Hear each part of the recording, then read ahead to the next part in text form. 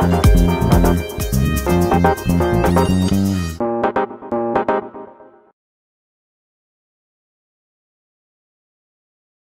John.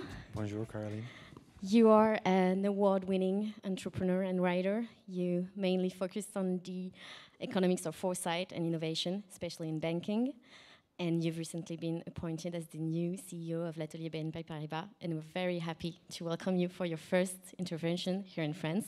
Indeed, thank you. Thanks to everybody. Hopefully, you guys can understand my Irish accent as well. And I know we don't have much time. We've only 10 minutes, so I've had to strip out all of the jokes as well. So, apart from one, apparently. So, thanks, Caroline. So let's talk about banking. How is the business model of banking is challenged right now, in your opinion? It's an interesting question, and for all the bankers in the room, I'm going to try and answer that in a very short space of time, so be sympathetic to me. I think the model of retail finance generally is changing enormously, and the way I would sum it up is the old business model of banking was to maximize the revenue per customer, so to sell as many products as possible to every customer, and that's changing.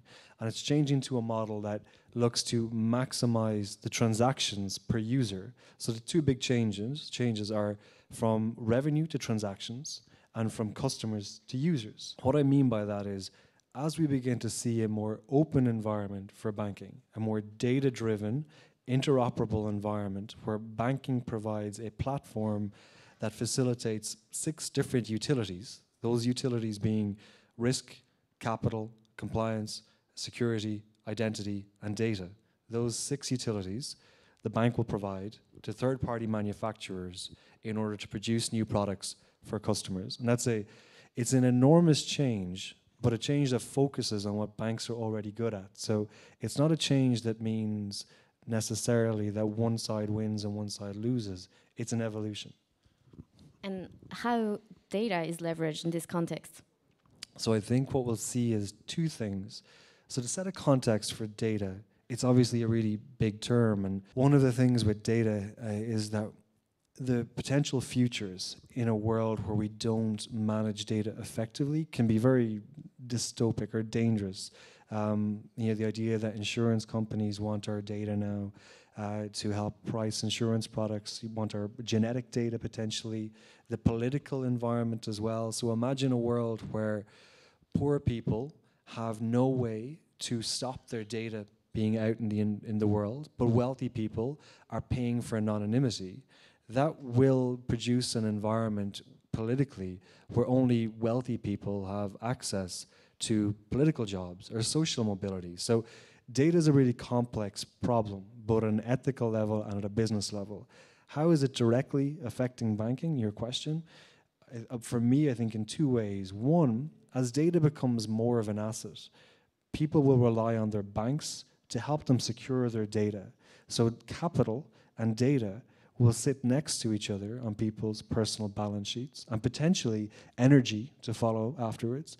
And the second thing is that I expect banks to become central repositories and managers of people's data and create permission gateways through microservices and APIs to allow third-party manufacturers access to that data when appropriate to create new products and new innovation. But regarding the inequality that data knowledge can create, what do you think about the role of governments? So I think there's 2 sides to this, and we talked about this briefly beforehand. At a European level now, we're seeing some extraordinary data regulation for the first time with GDPR and PSD2. And I'm sure I say GDPR, and I'm imagining there's a lot of people in the room who are shivering unconsciously, because it's a really complicated piece of legislation that changes the entire environment, but also it creates complexity that we have not yet discovered. I appreciate and applaud the European Union for doing it. And I would say a couple of things. One is, for anybody looking at PSD2, and within PSD2, XS2A, for anybody looking at GDPR, MiFID II, for anybody looking at the potential for a capital markets union in Europe, you need to look at the European perspective on all of those things together. It's not okay and it's not good enough to just look at PSD2 or to just look at GDPR, because PSD2 has a lot about data. It is one side of that coin, and this is all part of one strategy.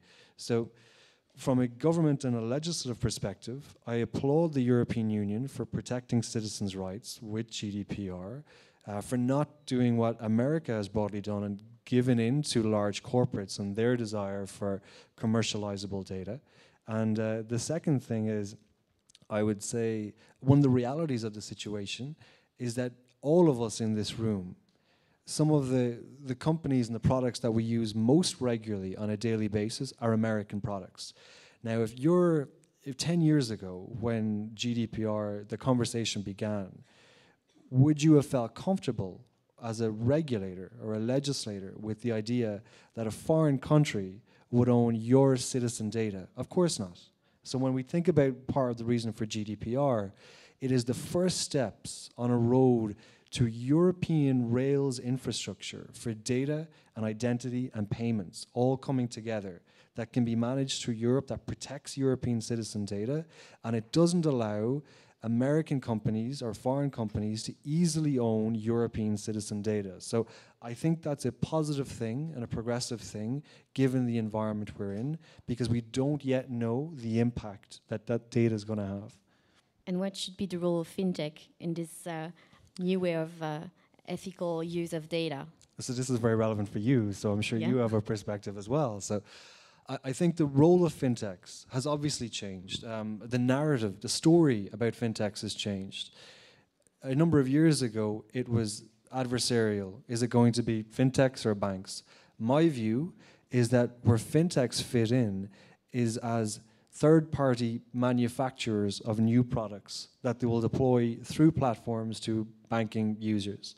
So banks, I think, will, over the next number of years, will produce less of their own products and will rely on more third parties to produce products for them. So this is the open road for fintech. For me, this is a better relationship for fintech and banks, because it's, I think, 3 or 4 years ago, fintech companies were very naive about their potential role. A lot of fintech companies, as somebody who's come from an investment background as well, they didn't understand how the money supply worked. They didn't understand, and the role of central banks. They didn't understand how the money multiplier worked and the necessity for normal banks, for retail banks. And they didn't understand how infrastructure and rails worked. So custody networks, transaction networks, payment networks. So where fintech naturally fits is on top of that infrastructure. So it's the top of the iceberg. If you think about those 4 corners of banking, money supply, not changing. Unless you're a big believer in Bitcoin, the money supply is not changing anytime soon. We will have central banks. The money multiplier, not changing, and there's very little fintech happening there. The infrastructure and rails part, that's where Apple and Google and Amazon and Facebook and Alipay, that's where they're trying to get in, is the infrastructure layer. And that's very competitive, and that's likely to change. But it's that 4th pillar, the products and services. That's really where fintech has a role to play right now in improving the product environment and the liquidity of products for finance and banking generally. Okay, we have 1 minute left, and I'd like to ask you, the question. You left the UK, I came did. to Paris. What do you think about the European fintech place? There was London, and which is it Paris being the next one? So as an Irish person, I should probably say Dublin, shouldn't I? But I think so. We were talking beforehand, and as I was moving here, there's 10 of my friends in London who all European who are currently moving to Paris. It's a hugely attractive opportunity. It's not very far away. It's a beautiful city with a great quality of life. And maybe most importantly, the EIF is no longer investing in the UK. So in 5 years' time, UK investment in startups is going to fall off a cliff because the capital is no longer really there.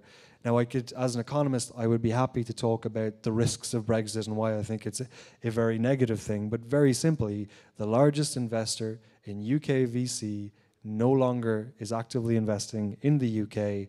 They need somewhere else to deploy capital.